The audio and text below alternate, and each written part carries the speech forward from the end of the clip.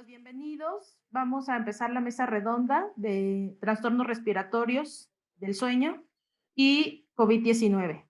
Eh, Soy la doctora Gabriela Millán Rosas, de la Clínica de Trastornos de Sueño de la UNAM, neumóloga y con alta especialidad en medicina de sueño. Está con nosotros también el doctor Gabriel Cruz Zorrilla, otorrinolaringólogo y especialista en trastornos del sueño y miembro de la Academia Mexicana de Medicina del Dormir. El doctor Ricardo Bello, neumólogo y especialista en trastornos de sueño de la Clínica de Sueño de Ciudad de México, y la doctora Gabriela Muñoz Hernández, otorrinolaringóloga y especialista en medicina de sueño del Hospital Central Militar. Bueno, esta mesa redonda, como finalidad, pues es abordar el tema de los respiratorios del sueño y la COVID-19 que estamos ahorita o que estamos atravesando por esta pandemia.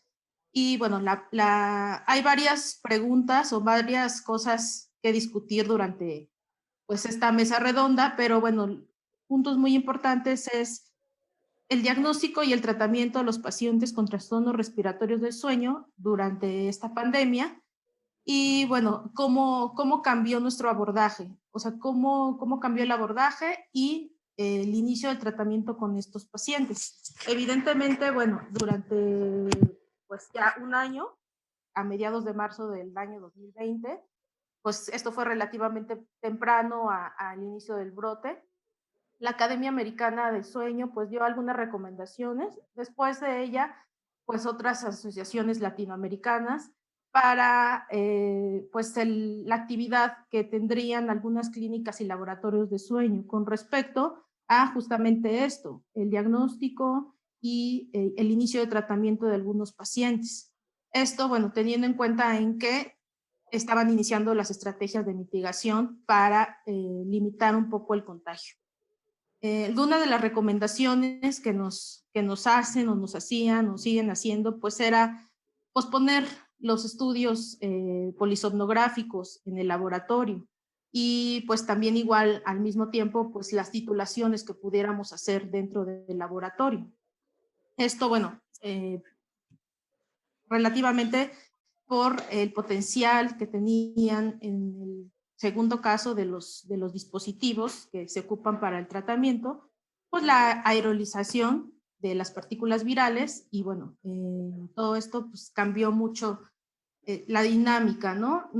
Y esto justamente pues quisiéramos que nos compartieran los doctores, la doctora Gaby Muñoz, y podemos empezar, ¿cómo se adaptaron en tu área de trabajo, Gaby?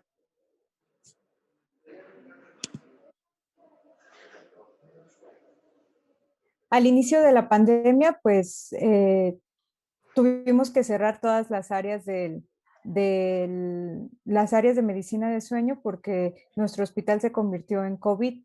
Sin embargo, pues una vez que pasó la primera ola de la enfermedad, pues empezamos a reabrir.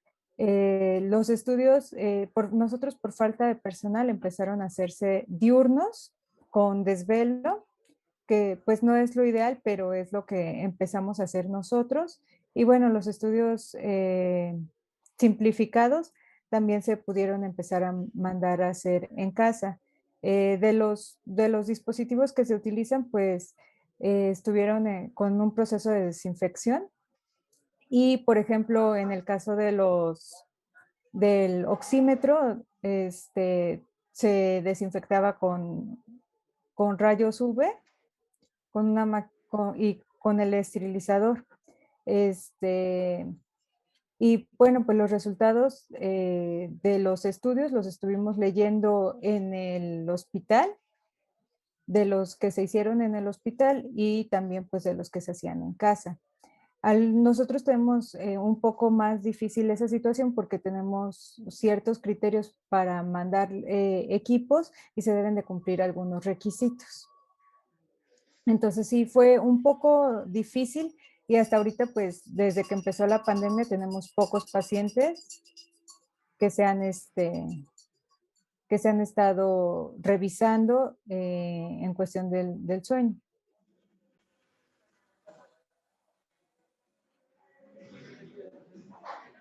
Sí, en lo que respecta a nosotros, empezamos los estudios a partir aproximadamente de junio, julio. La información, como bien saben ustedes, fue saliendo a cuentagotas. Nos íbamos actualizando conforme se iba obteniendo nueva información, evidencia en cuanto al tratamiento del COVID, la contención, particularmente las medidas de prevención. Fue ahí cuando decidimos, en el caso específico de nosotros, que es una clínica pequeña de una sola cama, retomar los estudios con todas las medidas de protección y el escrutinio, que ahora ya se hace de forma normal, la petición de una prueba diagnóstica negativa de menos 24 48 horas antes del estudio para poderlo realizar. La realidad es que eran pocos estudios que se realizaban y eran los más urgentes, siempre que el paciente no tuviera ningún síntoma y con una prueba negativa. Con respecto a los equipos de ventilación, tenemos la ventaja de que hoy casi todo es desechable, los circuitos, utilizar filtros de alta eficiencia, y pues bueno, fuimos trabajando con estos materiales desechables hasta ya tener cierta evidencia de lo que teníamos que utilizar. Posteriormente, con el paso del tiempo, actualmente estamos haciendo estudios alternos para poder desinfectar el laboratorio. Una vez que tenemos un estudio, se tiene que desinfectar, y también el cuidado de la ropa de cama, que se tiene que enviar obviamente a desinfección. Esto hace más caro. Si de por sí el estudio es caro, los estudios de sueño son caros, en un laboratorio de sueño esto incrementa los costos, pero sin embargo tenemos que resolverlo, y afortunadamente el telemonitoreo o algunas cuestiones de distancia que podemos utilizar con el software o los software actuales nos permiten ver pacientes sin necesidad de que toquen el consultorio. Creo que esto nos simplificó muchísimo y ahorita estamos trabajando a distancia con los pacientes. Nosotros, bueno, en el consultorio o en la clínica, igual somos una clínica igual pequeña, pero desarrollamos principalmente estudios domiciliarios con monitores tipo 2 y tipo 3. Con el tema de la pandemia de COVID, igual se suspendió todo, como decía mis compañeros, a que hubiera más evidencia y sabiendo el riesgo que representaba la práctica no urgente. Entonces, hasta por ahí de junio, julio fue que también empezamos a retomarlo. Y algunas de las cosas que cambiaron y que yo creo que llegaron para quedarse en nuestros protocolos y nuestra forma de trabajo es mucho más atención al screening del paciente. Todos los pacientes se les preguntaban temas respiratorios, pero no nada más hay eso, sino que empezamos a implementar las herramientas de probabilidad de apnea, pero para distinguir los pacientes de alta probabilidad, y empezamos a llevar una lista de pacientes en los que priorizábamos a quienes abordar en cuanto mejoraran las condiciones. Los estudios siempre los hemos hecho domiciliarios, salvo cuando hay pacientes con criterio de estudio completo, los derivamos. Pero entonces, esos estudios, el paciente siempre le explicábamos cómo poner el equipo que fuera, incluso los tipo 2 también, el paciente se instrumenta con los cables ellos mismos.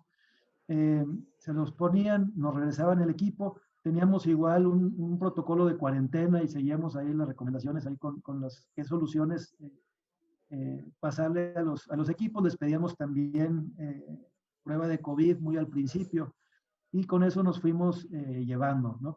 Y algo también que cambió, también a raíz de la mayor convivencia con otros colegas de otras partes, el darle mucho más peso en todo momento a las otras alternativas que pueden ayudar, ¿no? Los tratamientos puente o los tratamientos alternativos de terapia miofuncional, terapia posicional, para tratar de mitigar los efectos en los pacientes en los que los podíamos abordar mejor.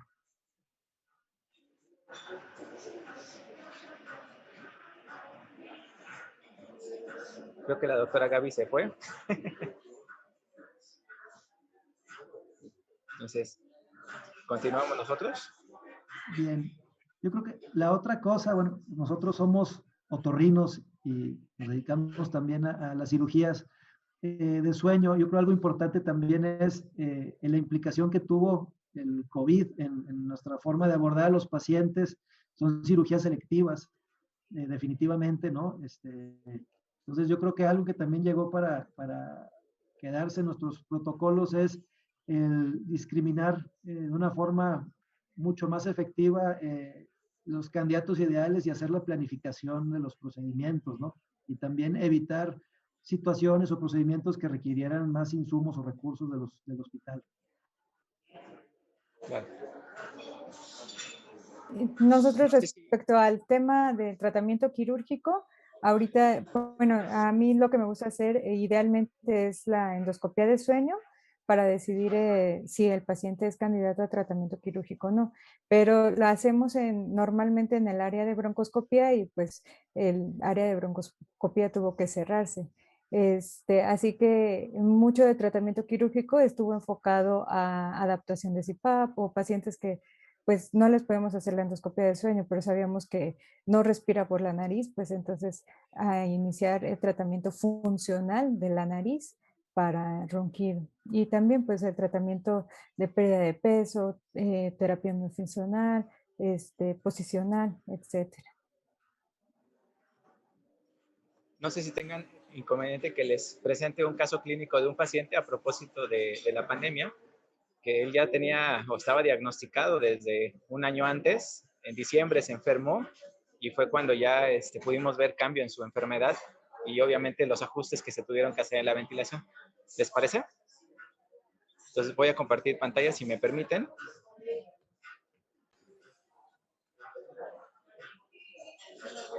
Creo que ya está. ¿Sí la ven? Bueno, para que no vayamos a mostrar cosas que no. El paciente, bueno, el nombre lo omitimos. Lo que me gustaría enseñarles es la poligrafía. Esta no la hice yo. Esta la hizo un colega neumólogo previo, que él es el médico tratante. Él me lo envió después del COVID y ahorita les explico qué cambios hubo.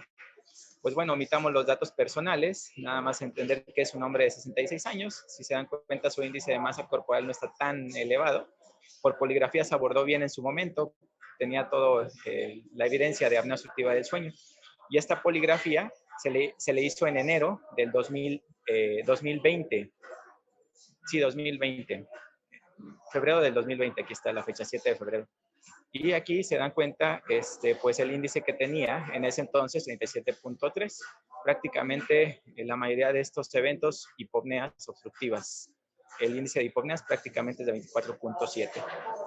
Ya los gráficos que a nosotros nos gustan mucho, incluidos mis compañeros, pues bueno, se darán cuenta de que pues era un paciente clásico de apnea obstructiva del sueño. Aquí le inician tratamiento y también el abordaje simplificado. Vean su reporte de tarjeta, cómo usó su equipo antes de enfermarse. Prácticamente la información de la tarjeta que tenía, solamente descargué el último mes antes de enfermarse, del 20 de octubre al 18 de noviembre.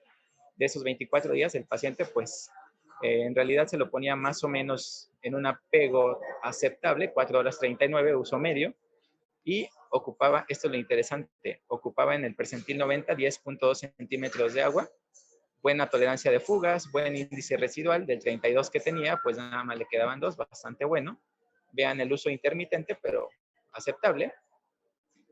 La presión bastante bajita, bastante aceptable. El residual muy bueno. Y pues bueno, todo esto se descompuso a raíz de la pandemia. El paciente se enferma en diciembre, se atiende, lo rehabilitan y el estudio que le hicimos nosotros de polisomnografía, lo vamos a hacer más grande para que ustedes lo vean. Y se lo hicimos en 25 de febrero, prácticamente un año después de su poligrafía. Insisto, se enfermó en diciembre, se recuperó, estuvo hospitalizado prácticamente todo diciembre. Enero lo dieron de alta, estuvo en rehabilitación. Ya que llega conmigo en febrero, me lo manda el neumólogo, el que lo veía. Pues bueno, hicimos el estudio ahora por polisomnografía por esos antecedentes. Corroborado que ya tenía una PCR negativa, que ya estaba todo resuelto, vamos. Y con las secuelas de COVID, particularmente bastante inflamación en sus imágenes. Vean la parte diagnóstica. Aquí lo importante es, aparte de que alteró su arquitectura del sueño, vean, lo dejamos un poco más de 2 horas. Ya tiene insomnio que no tenía. La covisomnia, que también ustedes lo deben de ver bastante en la consulta. Prácticamente todo su sueño superficial, vean.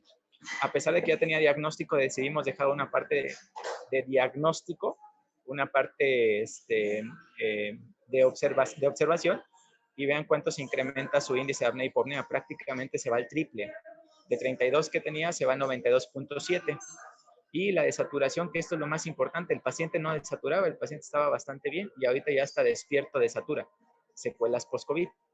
Y el CO2 bastante aceptable, no era obeso, no retenía CO2, pero bastante aceptable. Lo ventilamos ahora para ver qué cambios había tenido y vean, a pesar de la ventilación, la saturación se mantiene más o menos baja, hipoxemia leve, y un residual todavía bastante importante a pesar de la ventilación. Y observamos que ahora ya el CPAP ya no es la percentil 90 del 10 centímetros de agua, sino que se nos fue hasta 18. Prácticamente triplicó su índice de apnea y hipopnea, dobló su presión positiva o su presión terapéutica, y pues bueno, en las observaciones o en los diagnósticos que pusimos, o apnea del sueño que sigue siendo grave, eso no se va a modificar a pesar del COVID, solo se incrementa, y la hipoxemia secundaria a neumopatía crónica o a las secuelas de COVID, que eso tenemos que seguirlo para ver cómo evoluciona, cómo mejora. Y temporalmente le dimos el CPAP programado, su CPAP programado ahora a 18 centímetros de agua, ya una presión fija. Previamente estaba usando su CPAP abierto, con automático vamos, y ahorita ya lo dejamos fijo a 18 centímetros de agua, todavía sin oxígeno, pero pues, obviamente el neumólogo, el médico tratante, pues tiene que valorar el uso de oxígeno diurno en lo que se rehabilita. No sé si tengan alguna pregunta mis compañeros, voy a dejar de compartir para volver a verles. Listo. Bueno, pues evidentemente, perdón. ¿Qué tan grave fue la evolución que tuvo el paciente con el COVID? Sí, fíjate, eso es importante, las secuelas o en el proceso agudo, perdón, ver que se complica, él tuvo neumonía, y eso es importante. La mayoría de los pacientes que tienen síntomas, que acuden a hospital, porque él se atendió en el Hospital Central Militar a propósito de, ya con diagnóstico de neumonía y el manejo correspondiente intrahospitalario, quiere decir que fue un paciente grave. Así es. ¿Estuvo intubado o tuvo, no requirió intubación, no hubo ventilación invasiva? No hubo ventilación invasiva, puro oxígeno, alto flujo en su momento y ya después el oxígeno en casa. Así es, Gabriel.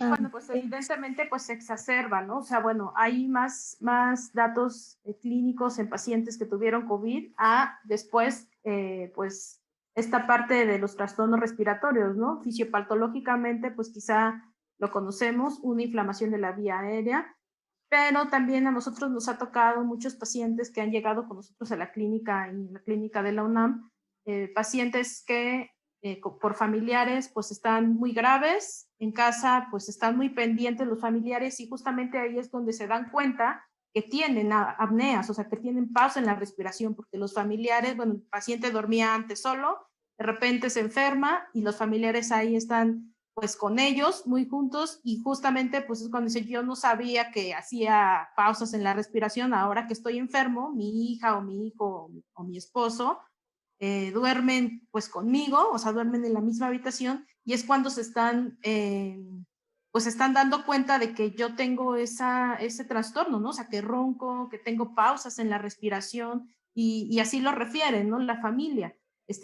Yo antes no sabía nada que mi mamá roncara o que mi mamá hiciera pausas, pero ahora que estoy muy pegada, porque están muy pendientes obviamente pues de los signos vitales, de la oxigenación, pues hay esta evidencia, y entonces es cuando pues ya toman cartas en el asunto, porque previamente, como comentó el doctor Bello, pues ya tuvieron pues una gravedad, o sea, cierta gravedad, ¿no? Entonces, pues sí, la familia está más pendiente, y entonces es cuando hay más alerta, digamos, cuando hacen estos eventos durante la noche, ¿no? Doctor Bello, respecto al caso clínico de su paciente, yo tengo un caso muy similar, pero lamentablemente no tiene estudio previo, pero evidentemente es una neumóloga que tuvo COVID, estuvo hospitalizada, no ameritó intubación, pero después ella estaba con hipoxemia y quiso realizarse la polisomnografía principalmente para ver si tenía apneas centrales. No hubo apneas centrales, pero sí aumentó, bueno, ella no se había identificado con un problema respiratorio antes del COVID y después del COVID en el estudio se detectaron hipopneas, principalmente en el sueño MOR. Entonces, yo busqué y hay un artículo de Toronto en el que sí ya está documentado que se le hizo polisomnografía a 50 pacientes y aumentó el índice de apnea-hipopnea en el sueño MOR. Y bueno, también disminuyó el sueño N3, disminuyó el sueño MOR y aumentó el sueño N2. No sé si han observado esto en la clínica, doctora. Sí, llevamos registrados, como comento, pues algunos pacientes mismos referidos del Hospital General de México. Y bueno, también estamos haciendo un grupo, o sea, queremos tener una N pues para reportar esta parte, ¿no? O sea, sí, como comento, sí han llegado pues bastantes pacientes post-COVID ahí con nosotros, o sea, en la recuperación, que presentan pues mucha sintomatología de los trastornos respiratorios del dormir. Y bueno, estamos como comento, como menciona la doctora Gaby Muñoz, pues sí, pues ya hay algunos artículos que lo refieren, pues queremos tener una N pues para poder reportar en nuestra población pues estos datos, ¿no?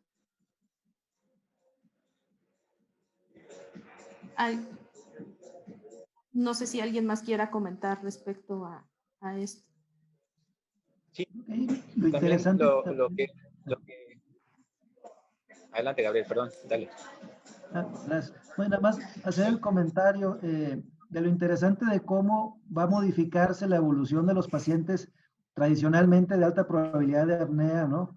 Con el estatus de COVID o secuelas de COVID y cómo podamos empezar a las implicaciones que tenga el atender a los pacientes con ese overlap, ¿no? De secuelas respiratorias y esas alteraciones en la estructura del sueño en el día a día, ¿no? ¿Qué implicaciones tiene para las titulaciones con CPAPs automático, por ejemplo, ¿no? O el utilizar los módulos de oximetría en los pacientes que tenían COVID, porque tenían apnea y tuvieron COVID después. Yo creo que algo interesante va a ser lo que nos va a dejar los cambios en la práctica clínica, la prevalencia de gente con secuelas respiratorias importantes, ¿no? A modo de reflexión.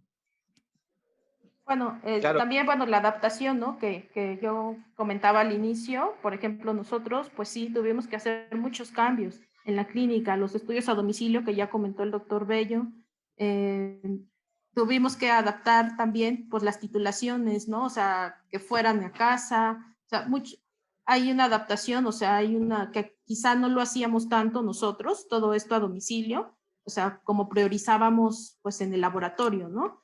Con esto, pues ahora cambió muchas cosas. Los estudios a domicilio, pues están ahora al contrario, se están priorizando, a menos que como las recomendaciones sea algo, pues muy emergente. Por ejemplo, en agosto nosotros comenzamos ya a tener los estudios nocturnos en el laboratorio, obviamente con todas las medidas necesarias. Los estudios diurnos también, porque hacemos registros en bebés, en niños, ahí en la clínica en la mañana, los diurnos también. Evidentemente también nos tuvimos que adaptar, tenemos todas las medidas necesarias pues para hacer estos registros, ¿no? Obviamente bajamos el número de registros durante pues el día, o sea, a la mitad a veces, para pues tener menos, digamos, afluencia, ¿no? De gente ahí en la clínica. Obviamente se sanitiza todo cada vez que entra un paciente y pues adaptarnos, ¿no? Que bueno, que es lo que ahorita no sé si alguien más quiere comentar de esto, si no pasamos al siguiente punto pues de la monitorización, ¿no? De los pacientes. Algo iba a comentar, doctor Bello. Sí, que afortunadamente ya una vez que cumplimos con el objetivo de actualizar la gravedad de la enfermedad, el seguimiento es importantísimo porque se tiene que ir ajustando. Con el paso del tiempo la inflamación va disminuyendo, la disnea o la sintomatología va disminuyendo y el paciente con la presión que se le prescribe al principio tenemos que irla adaptando nuevamente. Ahí es donde nos ayudan las plataformas o el telemonitoreo. Afortunadamente tenemos ya la tecnología que nos permite ir monitorizando y haciendo ajustes muchas veces hacia la baja de la presión terapéutica que ofrecemos. Por ejemplo, este hombre que apenas va en su ajuste de presión positiva, de seguir mejorando como hasta la fecha con la rehabilitación pulmonar, la presión de 18 probablemente la regresemos en su momento a como estaba previamente al COVID. Eso también hay que estar vigilando para que se logre adaptar y el apego lo mantenga.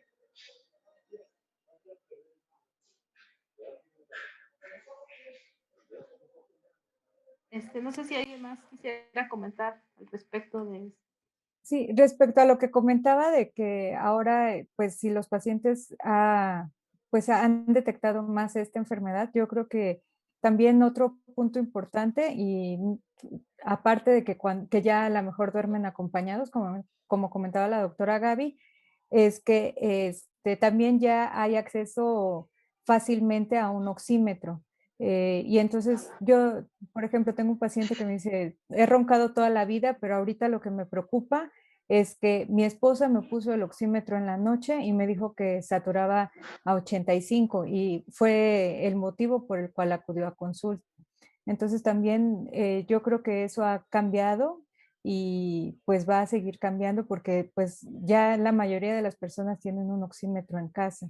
Entonces si alguien se pone a ver la oximetría durante la noche, yo creo que nos van a ir refiriendo más pacientes. Bueno, que pacientes están pues desde siempre, ¿no? O sea, somos una población con alto riesgo, ¿no? De trastornos respiratorios. Aquí el punto, siempre el debate ha sido pues diagnosticarlos, ¿no? O que el paciente tenga pues la primer visita con alguien que lo refiera o que sepa diagnosticarlos, ¿no? O sea, siempre ha habido, ahorita con esta parte que estamos comentando, pues vuelvo a repetir la fisiopatología, pues hay una inflamación, ¿no? De la vía aérea, ya lo demostró varios estudios de que pudiera haber más eventos, ¿no? Más eventos de apnea de sueño. Aquí, bueno, quizá podemos avanzar un poco como comentabas, doctora Muñoz, el que tenemos pues más apoyos, ¿no? De diagnóstico. Si bien pues una oximetría pues es algo, digamos, podríamos decirle un monitor tipo 3, ¿no? 3, 4, perdón, más bien 4, pues nos da datos, ¿no? Al final del tiempo y pues también, ¿no? El tener pues esta parte pues más datos, tener a alguien que refiera también al paciente o que le diga, oye, puede ser esto, ¿no? Puede ser apnea de sueño, ¿no?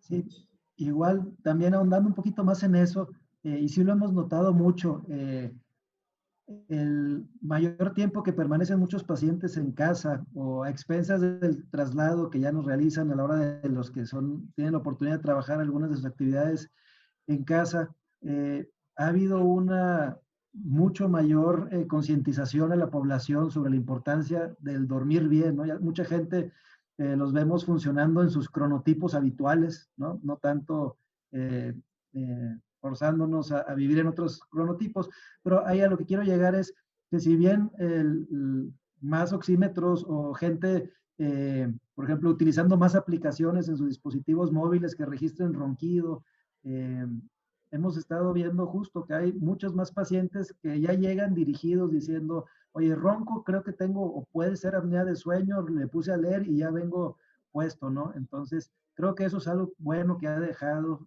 la pandemia y el momento con la tecnología y justo tenemos esas herramientas que podemos utilizar a favor, ¿no? Tanto en la parte diagnóstica como en la parte terapéutica, ¿no?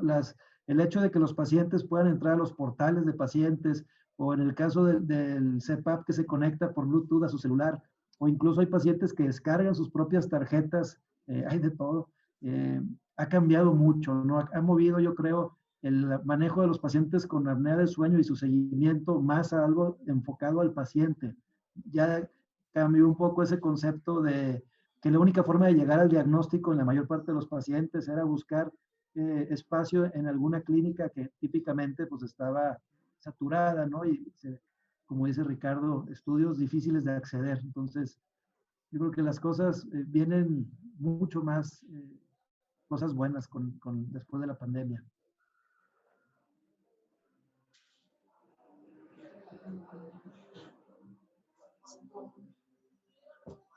Sí, y el paciente ya te pide algo en específico, ¿no?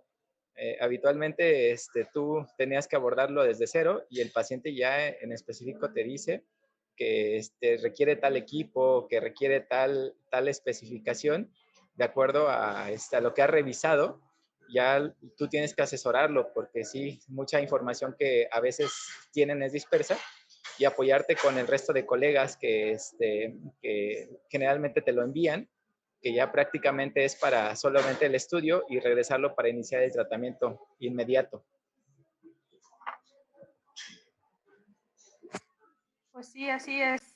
Pues esto va hacia sintetizar o simplificar, ¿no? El abordaje, empezando pues por la telemedicina, ¿no? También otra experiencia que tenemos nosotros en la clínica de la UNAM, pues es que inmediatamente que empezó, por ejemplo, la pandemia, nosotros comenzamos inmediato con la telemedicina. Tenemos una buena plataforma, hicimos un expediente electrónico y efectivamente los pacientes pues tienen más acceso, ¿no? O sea, pacientes que decían, no, me queda muy lejos ir allá o es muy complicado, pues han optado por tener pues una consulta, ¿no? Una videoconsulta pues para empezar con esto, el abordaje en estos pacientes y pues como que también eso nos ha ayudado a que los pacientes pues tengan esta atención, ¿no? O sea, el que diga, sí voy a tomar la consulta, porque pues no tengo que trasladarme, ¿no? O sea, eso también es una gran ventaja, es un gran avance, ¿no?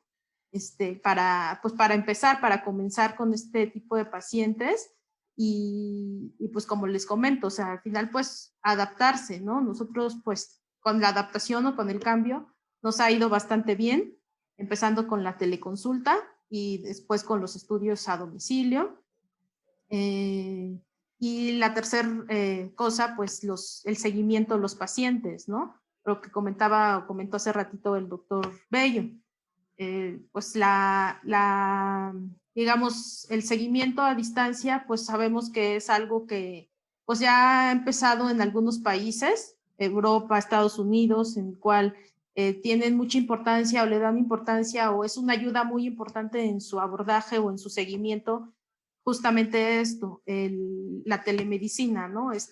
Hay plataformas, como sabemos, de algunos, no se puede mencionar, pero las marcas de los equipos que tienen plataformas, que podemos tener un seguimiento de los pacientes para, pues obviamente, ver el uso, el apego de su tratamiento, ¿no? Eso también en nuestra experiencia, pues nos ha ayudado bastante en el seguimiento de los pacientes. Definitivamente, pues nos costó menos este cambio, ¿no? Digamos que nos dio la pandemia porque ya teníamos como que el inicio de esta plataforma o de esta parte del seguimiento a distancia del tratamiento de los pacientes. No sé si ustedes podrían comentar algo de su experiencia. Bueno, pues como comenta, el seguimiento es mucho más fácil. Para nosotros como otorrinos, una limitante pues es la exploración física. A mí pues me gusta revisar a los pacientes y es por medio de una teleconsulta es muy difícil que yo pueda ver los cornetes, la orofaringe, etcétera. Pero sí el seguimiento me parece muy práctico poder llevar el seguimiento de un paciente, incluso con estas plataformas poder modificar la presión que requieren su CPAP o su BiPAP en esos casos. Y algo que a mí me pareció curioso que pues con lo de la pandemia los pacientes empezaron yo creo que a darle un poquito más de importancia a su enfermedad y curiosamente pues les quiero mostrar una gráfica en la que un paciente, los primeros días de la pandemia, o sea, abril, mayo, dio un cumplimiento muy bueno y ya después como que disminuyó, pero eso también ya hay algunos artículos que lo han documentado, que mejoró el apego a los equipos. Déjenme ver si puedo compartir la pantalla.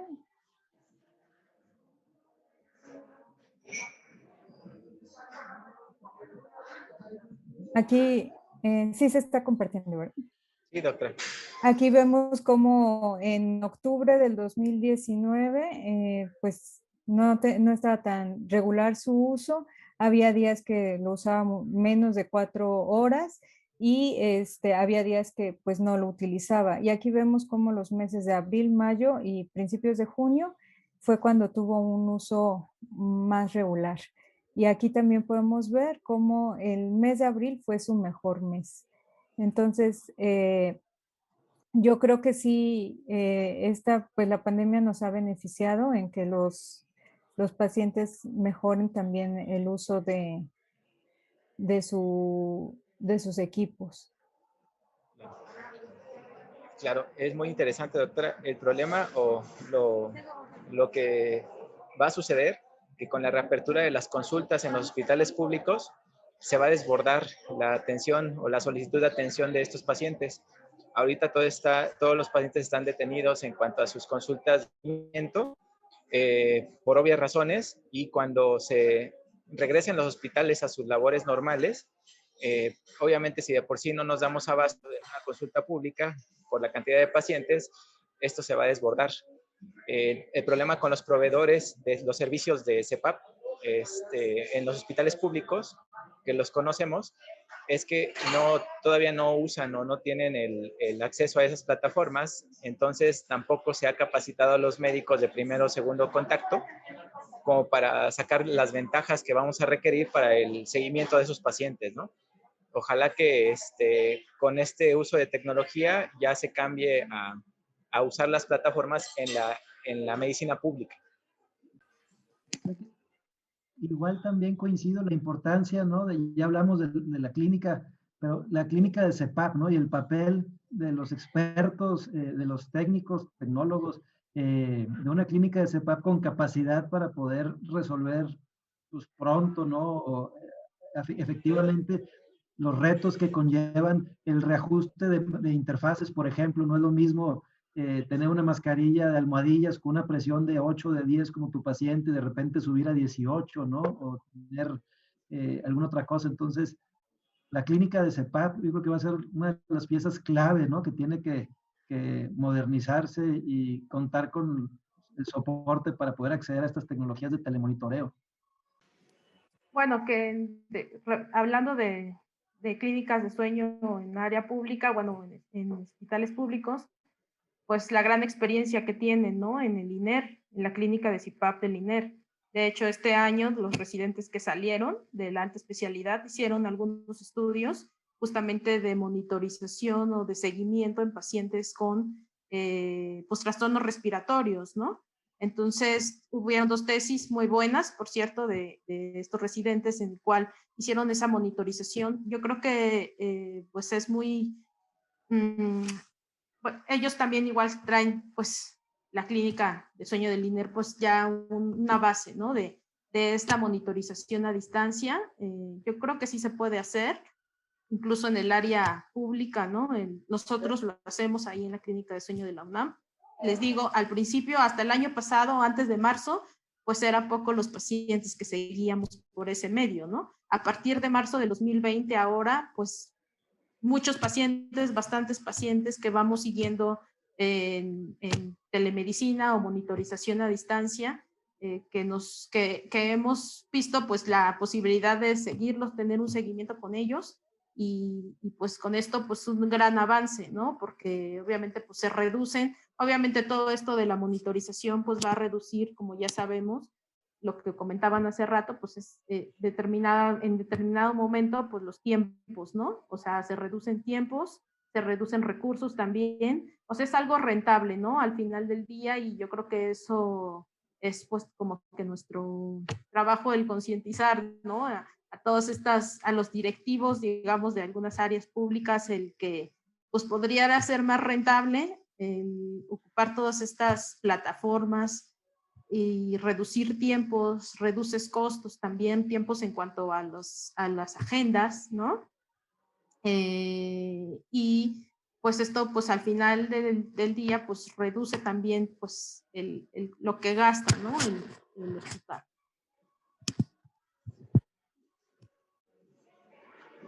Sí, aquí la importancia de que todos los colegas entiendan que una vez que el paciente sale de un evento agudo de COVID, la rehabilitación es importante y enviarlo a su somnólogo de confianza, no importa la especialidad, porque las secuelas no solo respiratorias, sino psicológicas, mentales, también hay que atenderlas.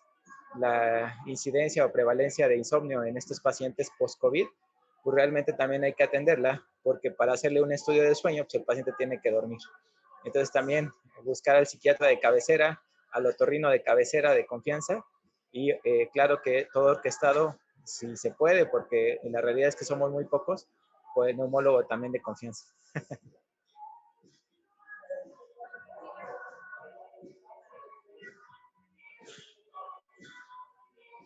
Efectivamente, o sea, igual como les comento, ahí en la clínica pues llegan pacientes, como dice el doctor Bello, pues con mucho trastorno de ansiedad, ¿no? Por el encierro, pacientes que incluso tienen apnea de sueño o algún trastorno respiratorio de sueño, exacerbados con parte de ansiedad, y entonces, bueno, como comenta la doctora Gaby, podría ser que pudieran tener más apego, pero en algunos pacientes la misma ansiedad hace que no duerman bien, o sea, que empiecen a no dormir bien, y entonces pues también reducen el tiempo en el que obviamente duermen y ocupan el equipo, ¿no? Es interesante o sería interesante estudiar a estos pacientes, o sea, el comportamiento, hacer algún estudio del comportamiento de estos pacientes, ¿no?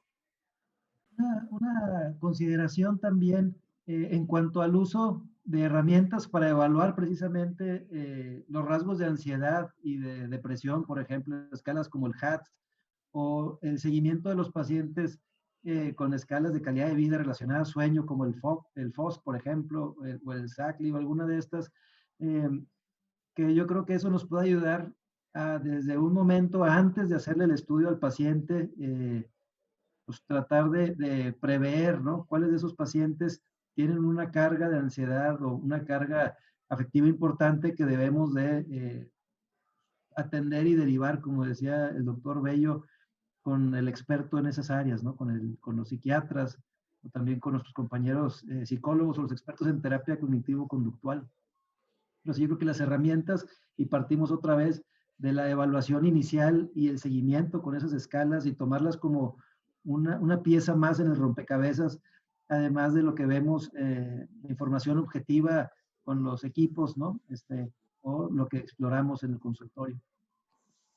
Pues sí, justamente nosotros hacemos justamente eso en la plataforma que tenemos de telemedicina, pues están todas esas escalas, como de inicio el paciente las llena y ya de ahí nosotros evaluamos y vemos quién es quien tiene que atender al paciente, ¿no? Como les digo, nuestra plataforma pues nos ha ido bastante bien, incluso hablando de telemedicina, un residente que acaba de egresar, su tesis fue justamente de la telemedicina, ¿no? En trastornos de sueño, en tiempos de COVID.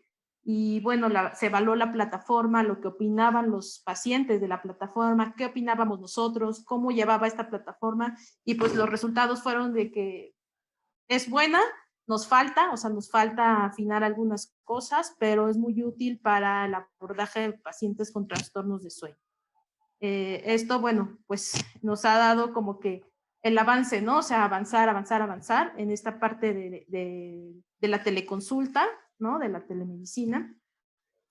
Y bueno, referente a eso, también otro residente que salió, tenemos en marcha un estudio o en línea un estudio hablando de COVID, de pacientes que tuvieron COVID y se asoció a algún trastorno de sueño.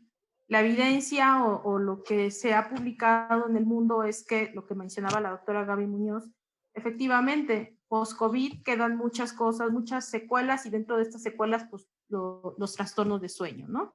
Tenemos una N pues bastante grande, todavía no hemos cerrado el estudio, pero lo que hasta ahorita el corte que tenemos o lo que hemos revisado o lo que se ha analizado, pues es que pues hay varios grupos de trastorno de sueño que evidentemente pues van a presentar pues más estos pacientes, ¿no? Que tuvieron COVID y que incluso los familiares, como dije al principio, también, o sea, tienen el mismo riesgo de trastornos de sueño los familiares que los pacientes que tuvieron COVID. ¿Por qué? Porque son los que están de cierta manera también pues más ansiosos, ¿no? O sea, estar junto al familiar, estar pues con esa angustia, ¿no? Así lo refieren los pacientes, estar con la angustia, no duermen bien. O sea, al análisis se compararon dos grupos, los pacientes que tuvieron COVID y los familiares, que eran como que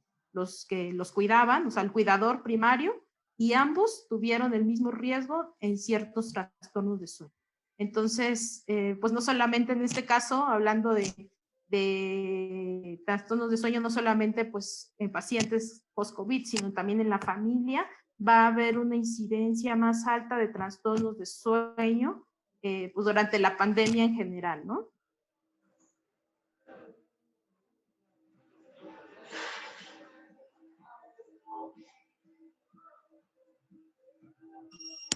No sé si alguien quiera comentar más de su experiencia que han tenido en sus áreas de trabajo, en sus clínicas.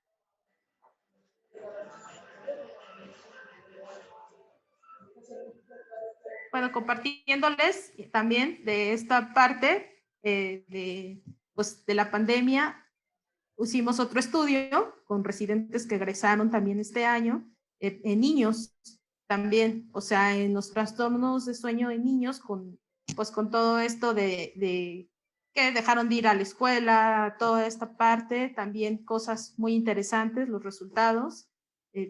También los niños, y son los más afectados, o sea, son mucho más afectados que los adultos en cuanto a en ciertos trastornos de sueño.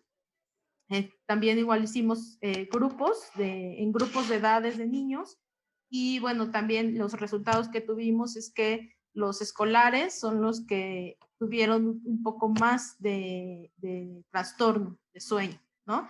Entonces, bueno, como digo, pues nos fuimos adaptando. Al principio, obviamente, pues sin esta parte de la pandemia, iniciamos proyectando algunos estudios o algunos proyectos, ¿no? Para los residentes que iban a hacer su alta especialidad. A mitad de la pandemia, pues tuvimos que cambiar en algunos de ellos, pues los proyectos o los temas, digo, estábamos en pandemia, pero pues los resultados que hemos tenido son bastante interesantes en el sentido de que, en general, la población pues va a verse afectado o se vio afectado por este cambio que tuvimos, este encierro, la situación de la COVID, o sea, bueno, de la pandemia por este virus, SARS-CoV-2, y pues al final, como les digo, casi toda la población, o sea, en todos los grupos de edad, pues va a haber una afectación de cierta medida pues de sueño, ¿no? O sea, se van a presentar trastornos de sueño pues en varios grupos de edad de nuestra población, en algunos más, en algunos menos, en algunos evidentemente lo que mencionábamos, ¿no? Los pacientes post-COVID, tanto trastornos de sueño no respiratorio y también trastorno de sueño respiratorio, o sea, ambos, y entonces esos pacientes pues son los que pues nos van a buscar, o sea, van a buscarnos porque van a tener mucha implicación, ¿no? O sea, porque van a tener más de un trastorno de sueño. O sea, varios pacientes de estos van a tener más de un trastorno de sueño y van a requerir un abordaje en este sentido de un registro de sueño, ¿no? Sí, todo paciente al alta hospitalaria debería de referirse a su centro de atención de sueño más cercano. Sí, como comenta la doctora Gaby Millán, yo creo que independientemente también de los trastornos respiratorios de sueño, también pues la pandemia hizo que aumentara la incidencia de los trastornos no respiratorios, como lo comentan en escolares, pues porque todos los niños perdieron prácticamente sus horarios, sus ciclos.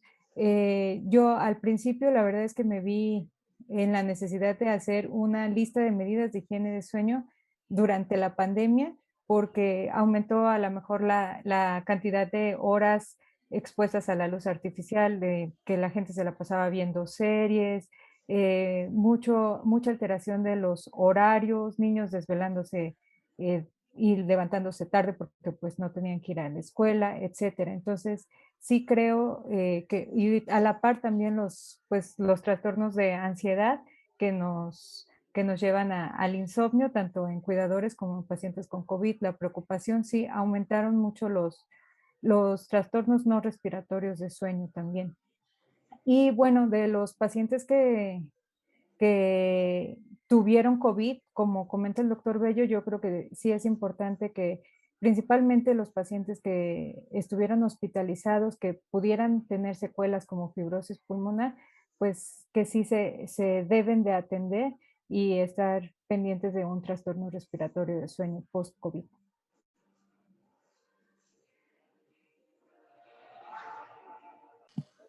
Pues tendríamos que adaptarnos, bueno, algunos, más bien trabajar en esto para insistir en las instituciones públicas, ¿no? Tener un área de que pocos lo tienen, como comentaba el doctor Bello, o sea, hay pocas áreas de, pues, de este abordaje, ¿no? De sueño.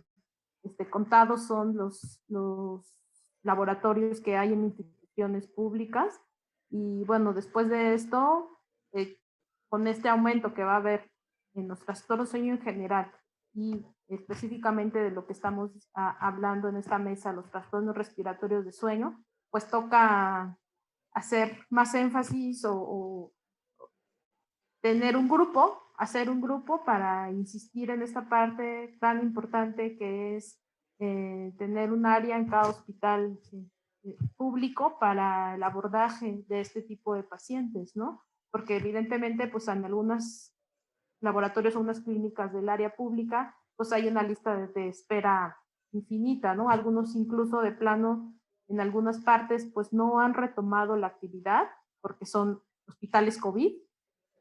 Entonces, pues esas listas de espera que eran de un año, pues quizá esto se vaya al doble, ¿no? ¿No, doctor Bello? Y con la reapertura nos va a tocar ahora la necesidad de incluir o capacitar a toda la gente formadora o todos los hospitales escuela en formación de residentes de la atención del paciente post-COVID en todos los aspectos y particularmente a los técnicos. Si bien en algunos hospitales adolecemos de personal técnico capacitado o con ciertas capacidades para los estudios de sueño, ahora tendríamos que agregar, además de la capacitación básica, la atención de pacientes post-COVID. Sí, también nos cuesta trabajo ventilar a los pacientes con superobesidad o los pacientes con hipoventilación, sumarle ahora que la resistencia de la vía aérea con la inflamación o las secuelas posteriores o la fibrosis que le va a quedar, pues va a ser paciente complejo. Entonces estos pacientes tendrían que ser de un tercer nivel, pero no hay hospital que se vaya a dar abasto con la cantidad de pacientes que vamos a recibir. Entonces tenemos que estar preparados y listos para capacitar a nuevos profesionales en estos pacientes, secuelas post-COVID, no solo respiratorias, insisto, multinivel.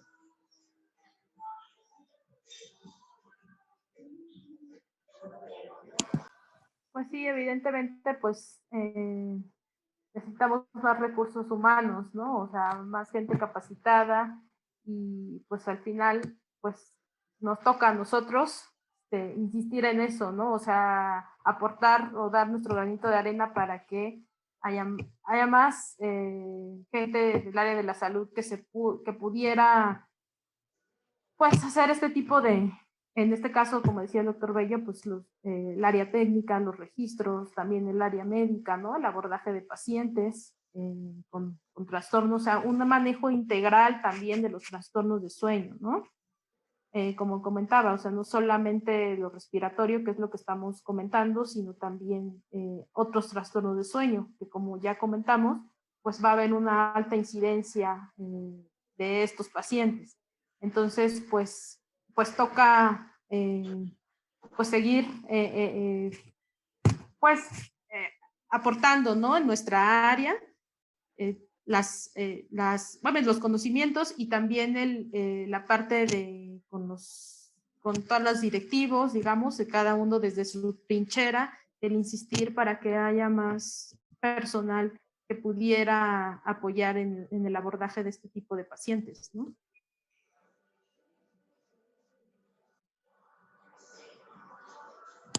No sé si alguien más quiere comentar desde su experiencia.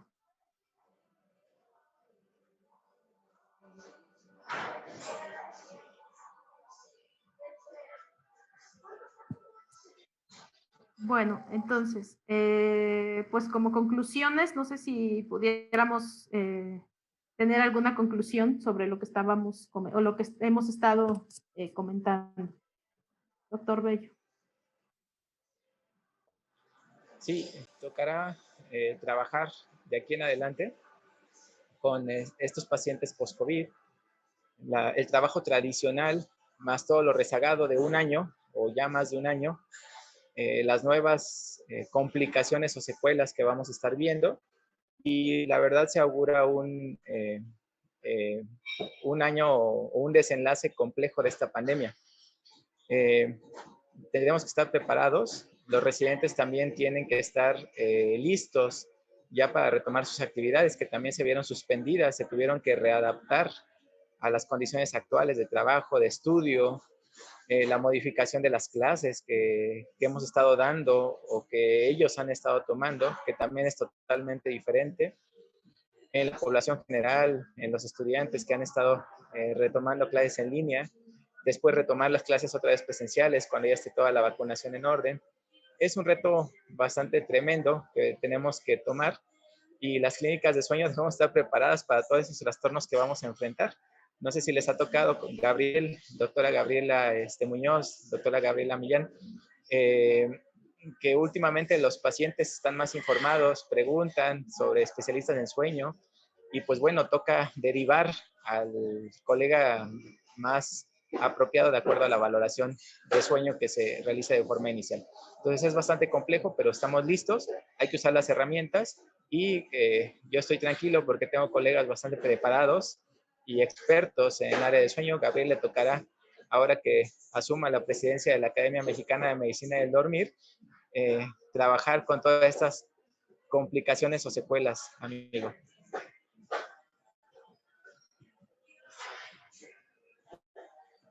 Igual, a modo también de reflexiones y conclusiones, bueno, estoy totalmente de acuerdo.